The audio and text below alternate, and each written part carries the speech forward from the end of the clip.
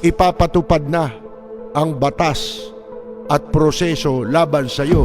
Tapos bibit-biting ka, ihahagis ka doon sa eroplano nila, di ba? O kaya kung ano man, kung commercial flight man yan, pero may sarili sila, di ba? Mga sasakyan, pati eroplano. Edi sasakay na yan para dalhin na yan sa Amerika at litisin na yan. Dapat ito, bitayin na kagad eh. Alam nyo kung bakit?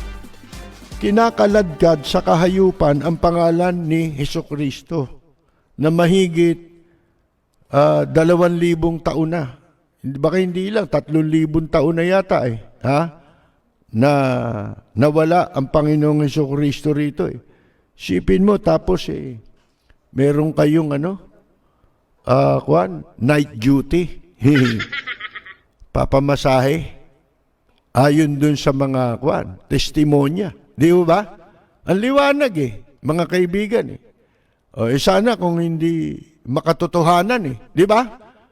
Kung talagang inimbento lang yan Hindi Kapani-paniwala, mga kaibigan, dahil ang mismong nagtatapat ay mga biktima niya.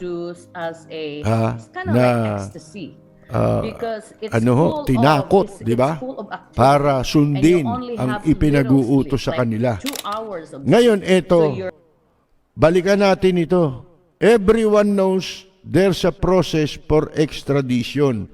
Alam natin, di ba? Kasi ang Pilipinas at Amerika, meron niyang kasunduan. Di ba? Yan yung kung tawagin extradition treaty na pwedeng ipatapon ng parehong bansa yung mga kriminal. Halimbawa, wanted ka sa Amerika, ipapatapong ka ron ng Pilipinas para harapin mo yung asunto mo. Ganon din ang Amerika, kung merong mamamayan sila doon na wanted dito, kailangan nilang i-extradite yan. Kaya lang, hindi basta-basta pala yan ayon sa Department of Justice.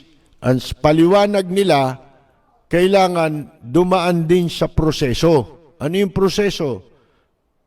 Magre-request yung gobyerno ng isang bansa na gustong ipatapon siya sa kanilang bansa. Diba? Amerika. Magre-request sila sa pamamagitan ng Department of Foreign Affairs. At ito namang Foreign Affairs ay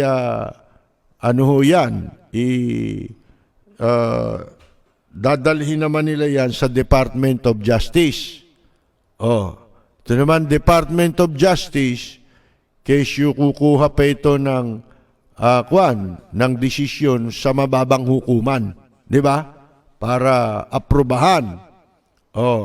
Ngayon, meron daw kaso, mga instance o pangyayari na yung pinapa-extradite ay idinudulog pa ang, halimbawa, sinabi ng korte na, sige, patapon na yan doon sa Amerika para humarap sa paglilitis. Dinudulog naman sa Korte Suprema, di ba? Pumupunta pa hanggang sa Korte Suprema. Yun daw ang prosesong sinasabi. Siya po kasi ay nagkaroon ng kaso, patong-patong po na kaso. Sex trafficking, human trafficking, mga kaibigan, trafficking of minors, yan. Siya po ay opisyal na nadeklara ng FBI bilang isa sa mga most wanted at suspect sa kasong sex trafficker sa Estados Unidos. Isa sa mga abogado ni Kibuloy, ang pangalan po Ferdinand Topacio. Ang nagsabi na yung mga kaso labang kay Kibuloy ay bahagi daw ito ng orchestrated effort. Mga kaibigan, pag sinabi mong orchestrated, pinaratangan pa yung FBI.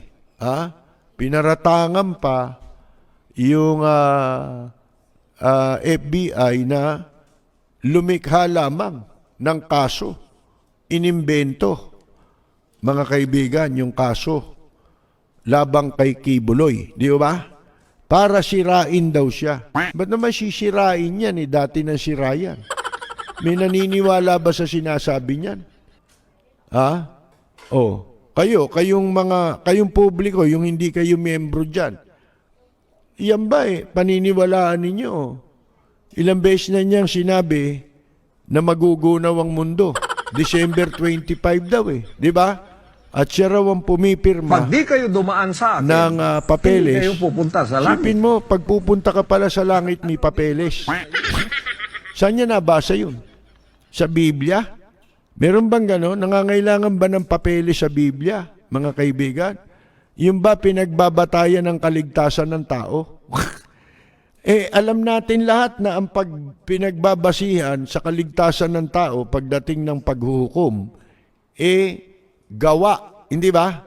Kung ano ang ginawa mo, dalawa lang yun mabuti o masama, di ba? Ayon sa palatuntunang inilatag ng lumikha, hindi ba?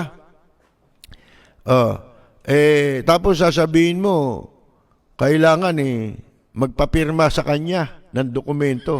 Sinong siraulo, mga kaibigan? Gaano karaming siraulo naniniwala ron? Wala, di ba? Pagkatapos, nanghihingi ka ng pera. Nangingikil, yung mga miyembro, inuutusan. Kaya nga sila nagkaroon ng kaso Ginagamit nila yung pagpunta sa Amerika bilang mga kunyari workers ng relihiyon. Yung pala sex workers.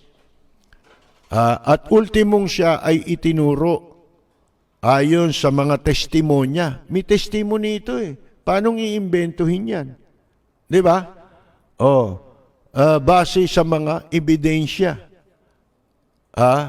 Mga kaibigan, nakita ko yung litrato ni Kibuloy pinepray over si Digongyo, pinepray over si Jinggoy, si Indaya Sara, sino pa ba yun nandun?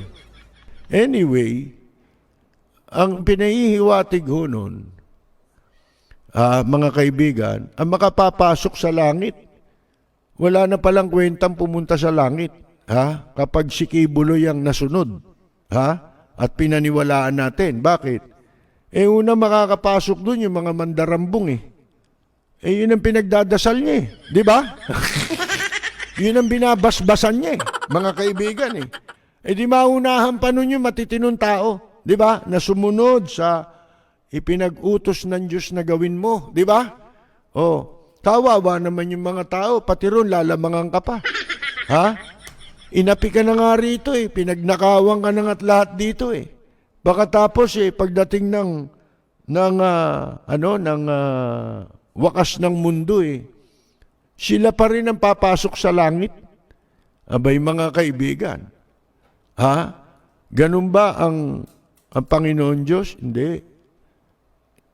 Kung tayo man dito walang katarungan, iba ho, makatarungan ang hatol ng Diyos di ba? Tapos babasbasan mo si Jinggoy. Mga kaibigan, anong klaseng relihiyon po ito? Hayop sa dilang hayop pagkaganyan po, hindi ho ba? Anak ka ng Anak ka ng pu. Anak ka ng pu.